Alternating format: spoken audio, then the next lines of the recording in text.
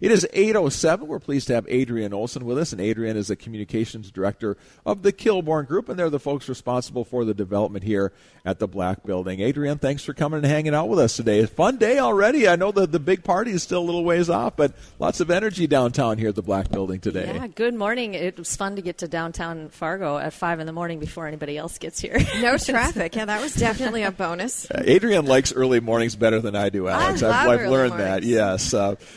But it was so fun to walk in here today and walk down Broadway a block from the parking ramp and see that sign for the Black Building out front. That's the best. I know that you're proud of the inside of the building. I just love that sign. It's the same font as they used to have up on the building back in the day. It is, and if we're not history buffs at Kilbourne Group, we just love the stories that these buildings come with. That sign said originally Sears. That was the first anchor tenant in the building, and then we took that font and it turned to Blacks because after Sears sold it and then it was Blacks, and now we have Black because Black's store isn't in here anymore, but it's still the Black Building built by George M. Black. Yeah. How fun has it been to watch this happen? It's been years in the making, and I'm sure as you got in and you take out a wall and you're like, oh, there's another wall, there's another 50 feet of concrete or whatever. But what's it been like watching this whole thing take shape? So it's a treasure hunt because a lot of times in these older buildings when we start to renovate, we find that people left things in their offices. You know, the spaces that have been vacant for a while, they're still full of papers and tchotchkes and knickknacks. We found an old filing cabinet from George M. Black that had his logo on it. We found some stamps that he used to have in his store that he would stamp Blacks on his paper bags. So we found just some really fun stuff. And, yeah, you do find things behind the walls. Historic renovation is a challenge in itself, but it's so rewarding then when you get to see people come back into the building and bring life back in. Like American Pickers times 10, right? Absolutely, You just never know what's going to be in those garages. Yes, and we have a really good relationship with NDSU archives, so when we find treasures like that would be valuable to people beyond just those today, historically, then we donate them to the NDSU archives. So we've got John Hallberg from the archives coming in today, and he'll have a history display set up. So I invite any history buff to come on in and check all those things out. For me, that's the most exciting part of this building, the old history and all the stores and the different people that worked here. I mean, the elevators and just you go back in time when you come in this building. Oh, yes, we do. So I had the absolute honor of touring one of the women who ran the elevator for 35 years in the building. I got to give her a tour last year and just to watch her walk around and tell me stories, and she had a big scrapbook that she gave us. We'll actually be putting that in a time capsule today. So the first time capsule was laid under the cornerstone in November 1930, and we're going to put another one in today. You can't get to the first one unless you take the building down. We'll put ours in a place where if 100 years somebody wants to dig in, they sure can. That's too bad. It would have been nice to see what was in that one. I know. Well, they assumed, the Forum reported on it, and they assumed that the building would come down in about 80, 90 years for the next skyscraper to go up. But we've learned a lot by taking down historic buildings. We've felt the loss. I think as a people, we know now we don't want to do that anymore, and so hopefully it'll be a long, long time before this building is removed. When you get a chance to finish a project like this, I'm sure your ultimate goal is to preserve the history and the feel of days gone by, but yet now we need high-speed internet and things like that. So you're trying to mesh like the old and the new together. I've got to think that that's tricky sometimes. Yeah, a high-speed internet in a solid concrete building. But there's technology that makes it work. So we've brought in a lot of glazing inside. So this corridor used to be all solid walls, and so it was quite dark in here. But we've replaced all that with glazing so that all the natural light can come in. We've replaced 280 windows with a historic look. We've got custom windows in here to keep that feel. The terrazzo floors have all been buffed up. This is quite incredible. Are these original? These are original floors. Oh, wow. And they're contiguous on every single floor of the building, even in the basement. So really? It's just, that was a find that knocked all our socks off to find that. And you might remember in Elm Tree Square where we had the cobblestone laid down, we've taken all that up and we've found terrazzo under all of that, including some really intricate patterns of terrazzo. Wow. Yeah, it's pretty cool stuff. What's your favorite part of the building? I would say the story of George M. Black is my favorite part. So he had a mercantile store here in Fargo in 1912. He was out in New York City when the stock market crashed, and I have a copy of his autobiography, and he talks about seeing people, just the chaos that it created and fortunes lost, and he came back to Fargo and decided, I'm going to sell my store to Sears and use that to build this 8-story, at the time he thought it would be a 10-story building, but to build the Black building. And so to have that kind of confidence and to take that risk at a time when many people were losing their fortunes, and then look what it gave to our community.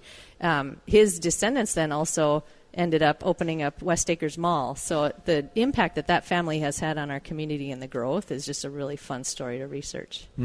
How is it coming with filling in? What's the interest been like for people talking about renting even one of the small offices or some of the big areas?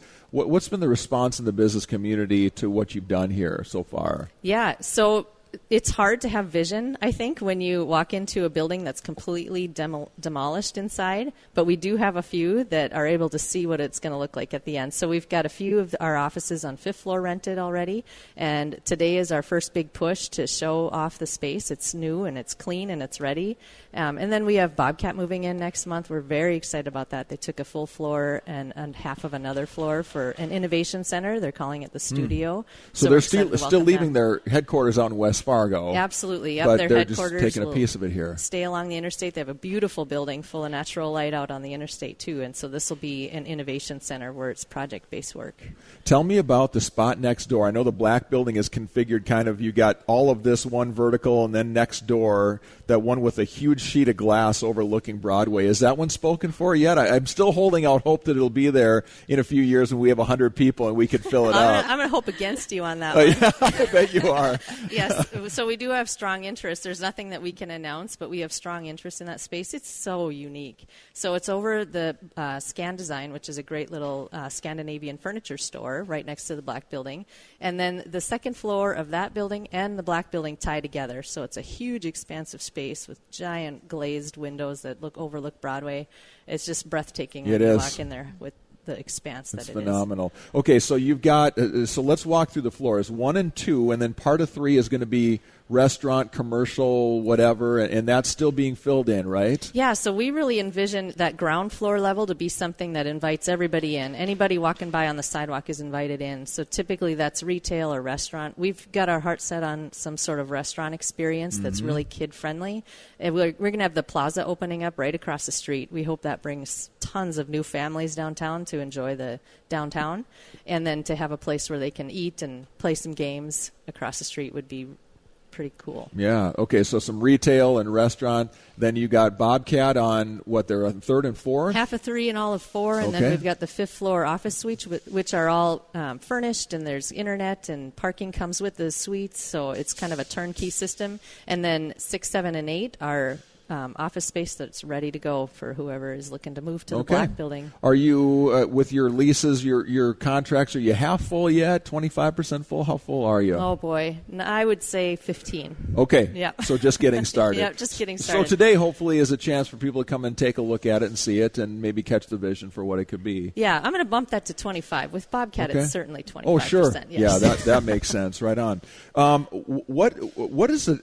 Tell me about the toughest part of putting a project like this together to get it from where it was to what it is now. What's been the hardest part, do you think? As a development company, the hardest part is the change, I would think. It's a big change. The building did have tenants in it up until just recently when we had to start demoing the main floors. Mm-hmm. So I think that's the hardest part, is the change. I think everybody that I've talked to sees the vision and is excited about what happens, but with every change, there is a loss as well. Yeah. And this was a great building. For a lot of businesses, it never closed down completely. It was never empty. So Are some of those tenants perhaps coming back then? We do have one that's already signed a lease on the 5th floor, yes. Good. So I hope more come back. Yeah. It is a totally different space now, so it's brand new. Adrienne, part of the story with this project and others that you are working on as well has been the tax incentives that have been that your company has taken advantage of. They're not out there just for Kilbourne Group, but certainly Kilbourne Group has used them to further its work. I feel like in many cases, and I said this before I ever knew you or anything about Kilbourne Group, I said, yes, it makes sense to me to have some strategic investment. You're giving up some money in a short term, yes, but look at what's going to be coming in later. It's an investment in the future. I feel like Kilbourne Group gets caught in the middle sometimes on that because you're taking advantage of rules that are there for everybody, yet it seems like Kilbourne Group gets the finger pointed at it very often. Is that hard for you folks at Kilbourne Group to feel like you're in the crosshairs a little bit sometimes on those things? I don't think it's hard for us. I think it's a responsibility that we have. We are pushing the system a little bit all the time. We use these programs and we use them to fulfill the goals that the city has set out in its comprehensive plans. So all of these renovations, all of the infill projects are things that citizens asked for and are captured in the In Focus plan. So it is a responsibility, and when you're changing a neighborhood, especially one that's shared, I think downtown is the neighborhood that we all share. It's all of our neighborhood. Then you have to take it seriously, and there has to be questions, and you can never say all incentives are good or all incentives are bad. Every single one is different, and they have to be looked at on their own merits, and I think it's good that we're looking at them critically, and I appreciate that the community is getting involved in the conversation and paying attention. Yep, absolutely. Tell us about the big ceremony today. You've got a ribbon cutting, some kind of a dedication ceremony today. Tell us about that. We do. We're excited. The Chamber of Commerce is going to bring their ambassadors over, and we're going to cut a ribbon at 10:30. Like I said, we'll have John Hallberg with NDSU Archives doing some history presentations. We're going to be burying another time capsule, and we'll have food and drink. We've got a great outdoor patio. It's a beautiful day to check out the patio. It's gorgeous. That's brand new to the building, so we're excited to have people come and enjoy some time on there. Great. Well, we wish you all the best, and this has been a really fun time here. Thanks for getting up early. Adrienne was here at like 4:30 this morning to let us in. And she got me a heater. Thank you. Not a cigarette, an actual heater to warm up the area. Let's clarify. Yes.